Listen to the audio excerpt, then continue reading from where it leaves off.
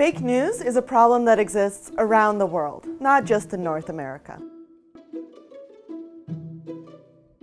By fake news, we mean news that's completely fabricated and has no truth to it. But that definition has been challenged by politicians and other people around the globe.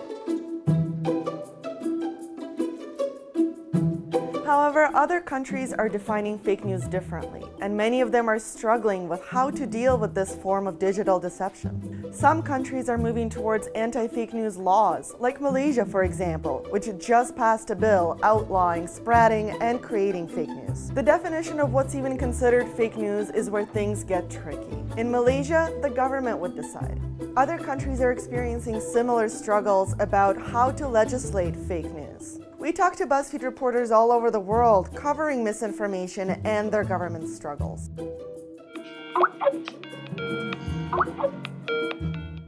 For France, what is the situation for fake news right now? How are the governments looking at it? So there's actually already laws against fake news that date back from Napoleon, from two centuries. Yeah, there's already laws condemning spreading fake news if those news cause disturbance of peace in the country or in the public space. So this is already a law.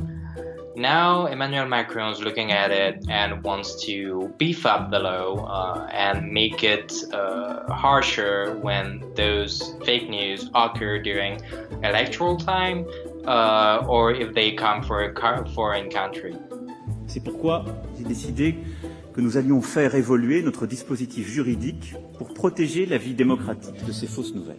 Can you describe a little bit Germany's problems with fake news and how it's tackling them? So Germany has started a law since this year, 2018. It's called the Netzwerkdurchsetzungsgesetz, so NetzDG.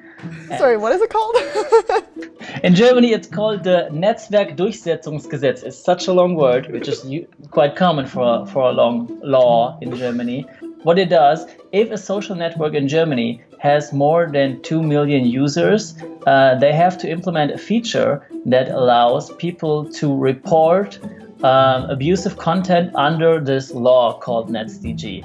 So if you got something that is hatred or hate speech or that seems like wrong facts, you can report it, and the social network has to look into it. And if they don't, there are punishments, I guess, up to 100 or 150 million euros. Wow, that's a lot of money. How has the reaction been from the people in France?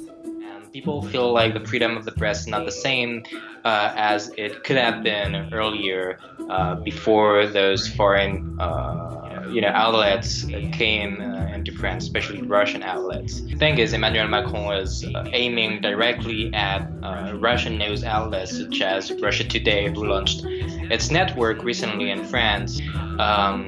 Some people view the fact that Emmanuel Macron wants to help censor those outlets as an attack towards the freedom of the press.